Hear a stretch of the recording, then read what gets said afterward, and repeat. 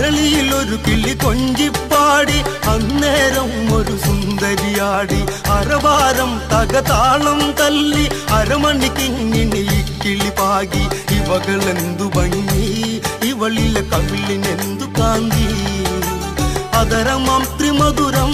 നുകരാൻ ഭാഗ്യമേകുഭവതി ചെണ്ടു മല്ലികപ്പൂ കണ്ട ചന്തമില്ല കരളേ ഉമ്മ വച്ചുണർത്താനരുടെ മോഹമില്ല കരളേ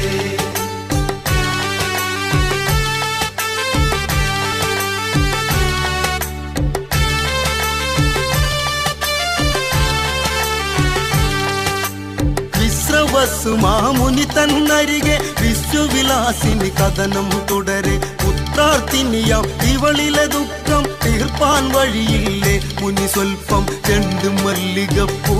കണ്ട